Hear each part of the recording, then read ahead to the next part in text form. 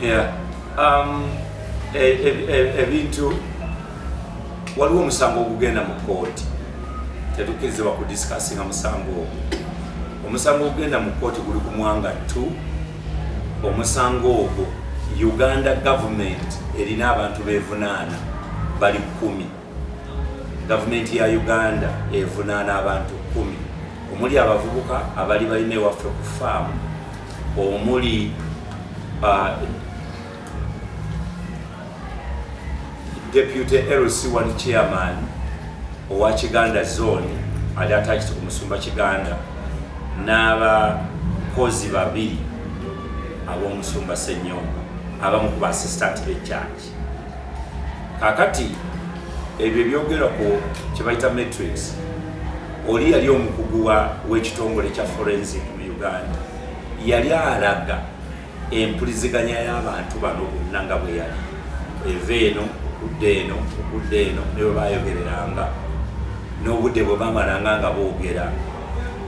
Kakati mu biseera ebyo byennyini kati abanoonyereza era omusango ogenda mu kooti, omusango ogenda mu kooti guba guyise mu mitendera, gubaako omuntu aguwaabye alina we yaguwaaba, yaguwaaba ne banoonyereza, bwe bamaliriza ne baguweereza mu kitongole ekivunaanyizibwa okuvunaana ababa bazizza emisango oba okubagamba nti balina musango ekya DP. Ekitongole ekyo kijjudde abantu balamuzi basoma amateeka, bamanyi buli kintu kyonna, si kyakyezo oba kiki. Ne bavaayo ne bagamba nti Kayanja ne banne ebintu oli bye yali awawaabira nti bamuzaako omusango bituufu. Bwe tunoonyereza mu byempuliziganya, bwe tunoonyereza mu byabasawo oba ddala abantu bano basobezebwako, bwe tunoonya mu bino nabyo byonna biraga nti ebintu bino byali bya bulimba era bano balina ekigendererwa kyabwe. N'olw'ensonga eyo amateeka gagamba gatya? Amateeka gagamba bwe gati ti kino na kino na kino na kino omuntu bw'atyavunaanibwa asimbibwe mu kooti yeewozeeko. Kati gwe musango ogenda luddawa mu kooti, ng'omusango guli si gwa Pastor Kayanja. Omusango gugamba Uganda versus n'abantu bano.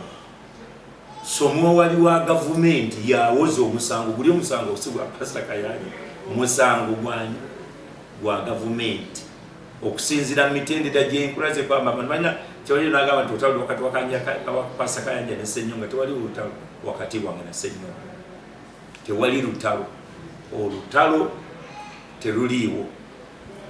Omusango gwe guliwo, gulimu abantu be babiri era kyova olaba nti yagula balooya bameka 5 ababawolereza, balooya 5. Omuntu bwogulira balooya 5 si kitono, si kitono. Olina balooya 5 si kitono. So alina balooya 5 yabagulira era omusango gugenda mu kooti. Kakati abawaabi wa gavumenti ze kyenategeddeko era kyenalabyeko nti buli bujulizi bwe baleeta obulumika abantu bali kooti ebutwala, buli bujulizi balooya 5 bagezaako okulwana obujulizi babugjeyo, bakyalemeddwa kubanga buli bujulizi bwe baleeta butuufu, buli bujulizi bwe baleeta. Kakati ezo agamba nti enyiri twabakuba enyiriri, nze sikuba nyiriri, sikuba era olero badde mu saabisi olabye nga nkuba olunyiri. So kakati omuntu kiragambye wano nti omuntu bw'abanga ozanyira mu kusoma kw'abantu n'ebitongole bya gavumenti n'obifula nti babigulirira, n'obigamba nti babyalidde embuzi, n'obagambye balese bya bulimba, ng'ate naye wennyini omanye oli mukwasisa w'amateeka, kuba bwanga ogulira enjiri oba abantu bakwasisa amateeka. Mu Uganda tulinamu amateeka, tulina honorable minister wano, minisita ali wano, atula mu palamenti, atula mu kabineti. Byajje mu kabineti tasobola kubitwalawo mu palamenti okujjako nga babimutumye ogendayo. So kakati boddira nenkera wano makya ne ngamba nze ndi ku Katonda yekka, I don't care about government, parliament, they are all crooks. government, they are all wrong. Police, they are corrupt. Ekitongole kiri bakiguze. Kakati gwe bwali otwala omusango wagutwalawa. Wagutwala ku police. Tewagutwala mu ggulu. Kubanga wagutwala lubano musango gyange mujimpe. Mwenda muli babbi. Omusango gwange nze gitwala wa Katonda. Almighty God. Emisango gijero. We'll be having a different conversation. Naye emisango ogitwala mu bitongole ate byovuma nti biri enguzi. Bw'ofuna obuzibu kyanga bugana kwanja banka babbe sente zange ate ku makya n'okwata sente n'ogenda n'ogulawo account kati awo sikutegeera. So that is the issue. Era kyembasaba nga bamawulire mubeere fair, mubeere open, mugende mu kooti muwulirize omusango ogwo bwe gufaanana gwatandika gutya guli gutya abantu baffe mubawe ekintu ekituufu kye basobola okuwulira. So ekyokubiri kyogambye nti si gwe gusoose ng'ayogeredde emyaka 4 n'ekitundu up to now. Si ffe kaba alumbye buli muntu yenna yegwalaba nti aliwo atamulumba alumba n'abafudde. So ekyo kirekera ab'amateeka n'abantu abalala naye nga gwe musango oguliyo kati ebintu byagamba nti byabwe kubanga kati wezira mu kanisa wano nejja neŋŋamba nti kamera yeeyo tokola, kamera yeeyo nfu, tolina na license ejja kubiteekayo. Nga ŋŋamba abantu bano ababulijjo oba abaana mba sina kyenkyusiza kubanga ejja ku makyo ojja biteekayo. So kakati bw'ogamba abantu aba communication n'obanyonnyola kyebyo ebiriyo si bituufu nabino sirimu ebiti naye ng'eno mu kooti obujulizi bwe buli omusango gwa Uganda versus abasumba bo babiri. Kakati tosobola kera ku makya n'ogamba nti abo bampayiriza, abo banteekako bintu birala baagala kunkwasa, baagala kunsibisa. Ku musango guli oguli mu kooti sinalabako linnya lye. So kakati nze ndowooza nti olabira ddala nti alina kyagala okuyita oba okwetegekera okuteekateeka kye tuyita preparing the masses. Oteekateeka masses osinga kintuukako nja kuba nali nabbi naye ng'okimanyi nti bw'onovaano ng'enkuba etonnya ojja kutoba. Kati ne mbateekateeka bannange nno enkuba nayinza okunkuba n'entoba naye ng'enkuba ogirengera etonnya wali era eyiika nyinza okuva wano n'entuuka ku mbaga nga enviiri zonna zitobye enkuba. Bwe mugiraba mumanye nti nali nabbi nabalagula naye nga enkuba ogiraba ekola ki etonnya. Kati kitegeeza nti obadde otuteekateeka tisenga otuuka ng'enkuba ekukubye ffe tulowooze nti wabadde obimanyi.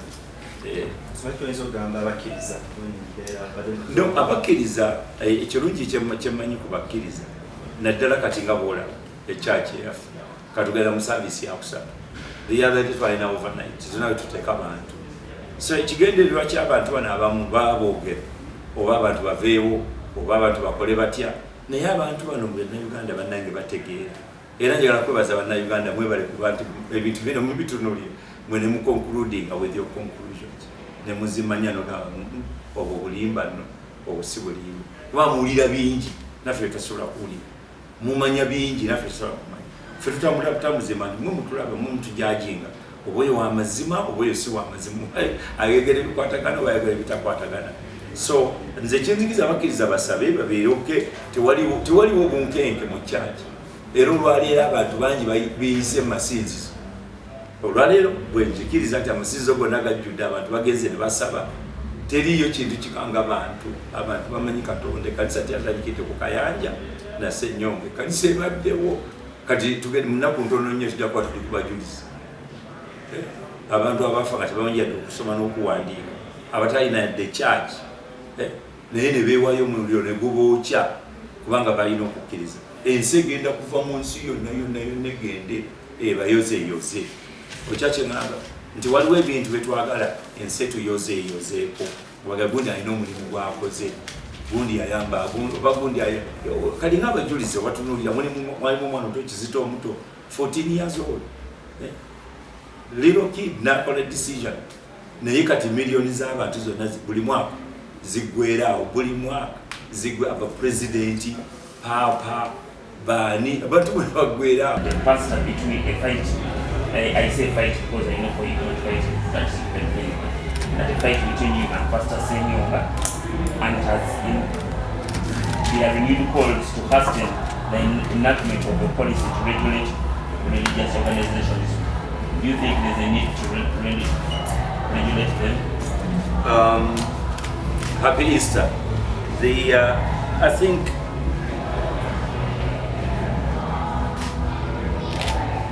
there are policies and there are laws in the land which are already on the books.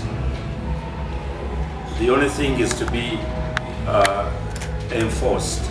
For example, what we are seeing is abuse of the media, and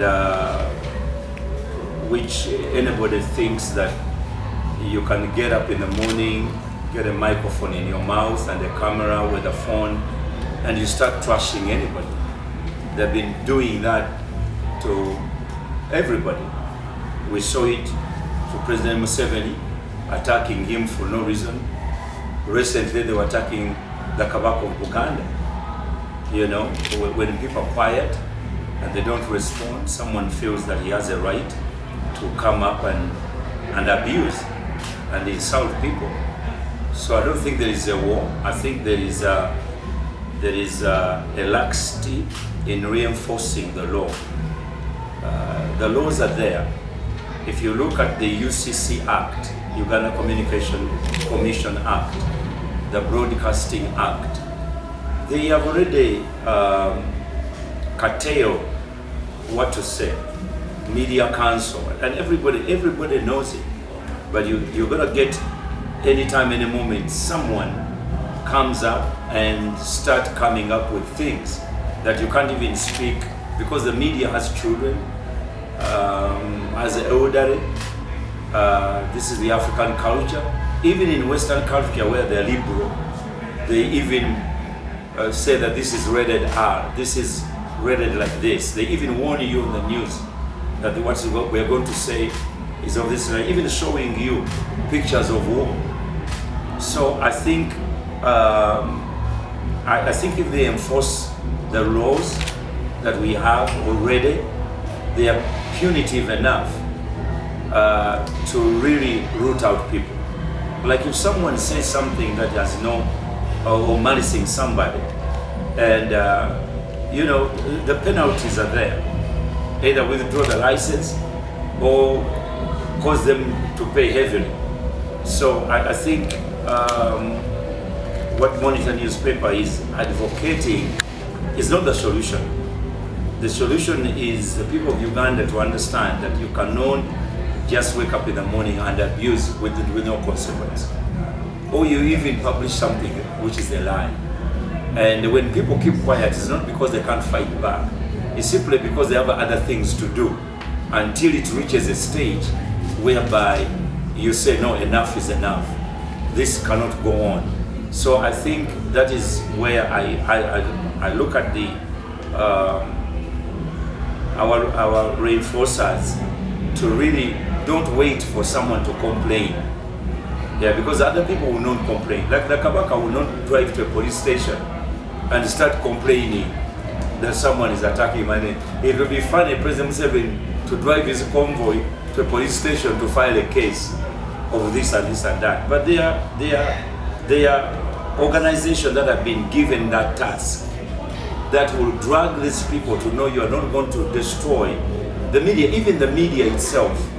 And I think there is a good media in Uganda. Not all media is like that. They are very professional journalists, professional media houses. They should be able to call out those other media houses and say, you stop doing this if you do this. I mean, when someone rejoices over someone who has died and make it a sermon for a month, someone rejoices for someone, you know, it's very bad.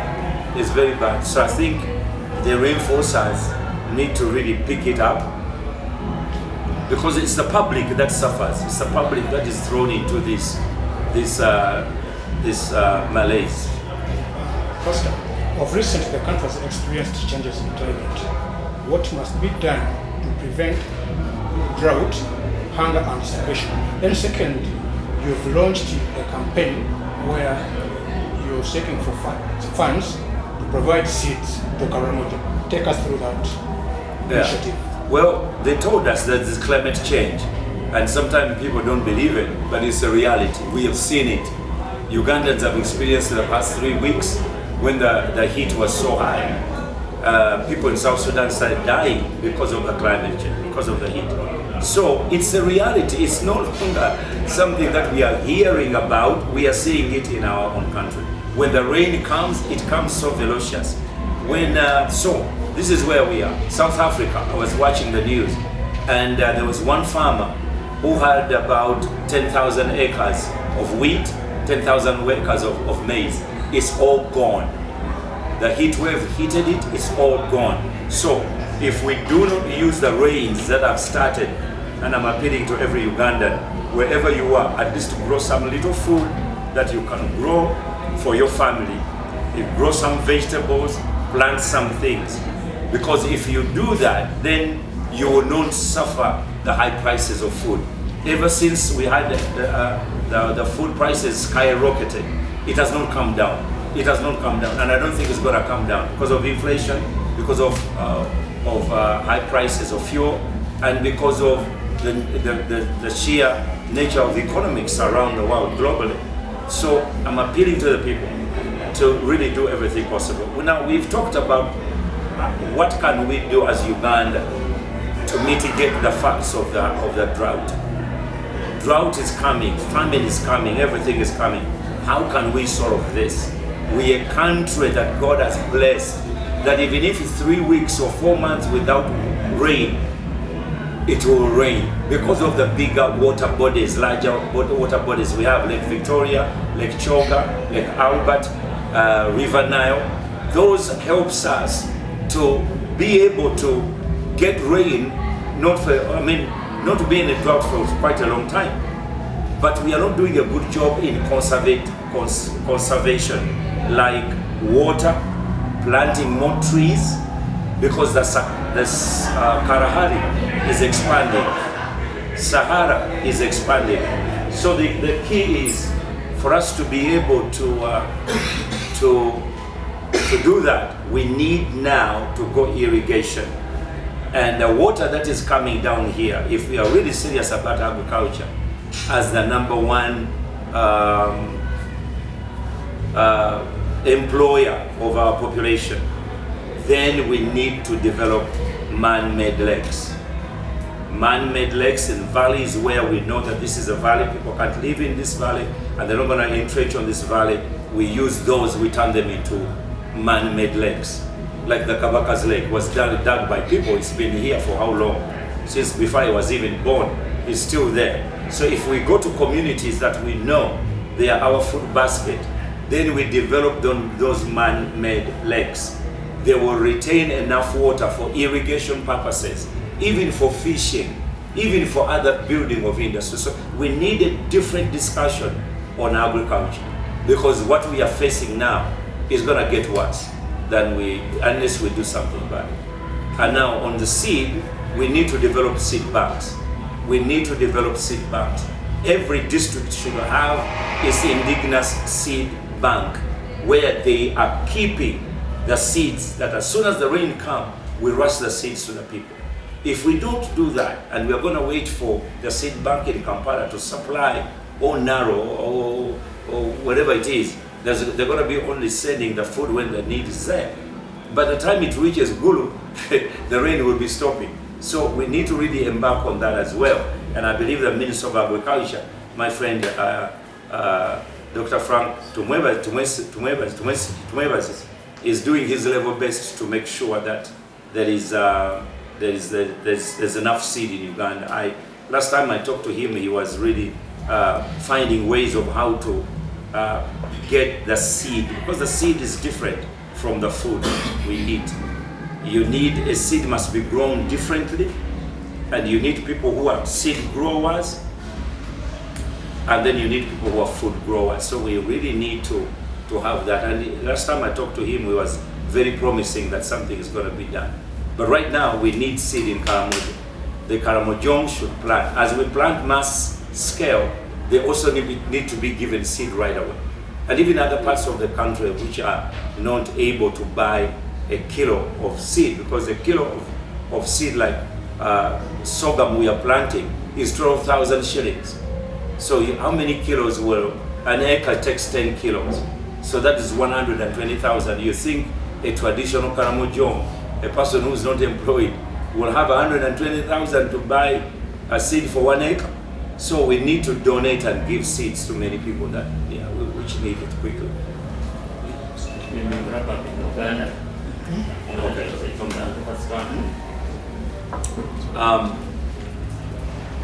Abalowooza nti wetaagawo amateeka agakugira oba madiini oba bantu, amateeka ge tulina gamala. Tulina amateeka mu constitution, tulina amateeka agagulwawo parliament. Amateeka ago singa bagateeka mu nkola gakolera ddala bulungi. Kati ng'etteeka ly'okukozesa obubi emikutu, empuliziganya, ebirongooti, amasimu oba radio, omuntu n'agenda ku TV n'amala googera byonna by'ayagala ku muntu. Amateeka mu Uganda weegali. Singa tugateeka mu nkola tetwandibadde na kizibu ekyo, kubanga ddala eriyo media houses, eriyo ebitongole ebyekwata ku byamawulire n'abantu ababulijjo abalina TikTok accounts, abalina YouTube accounts, nga bakolera ddala bulungi nnyo, nga balipootinga ebituufu. Naye obulimba n'okwogerako okwonoona amanya g'abantu kyekiresa obuzibu, nti omuntu avaayo n'akwata omuzindaalo n'ayogera n'abiteekayo naye n'atafuna okukangavvulwa oba n'atafuna kuvunaanyizibwa ku bitongole ebivunaanyizibwa ku bintu ebyo. Naye omuntu yenna bw'avaayo n'ayogera ebigambo ebitayita mu kamwa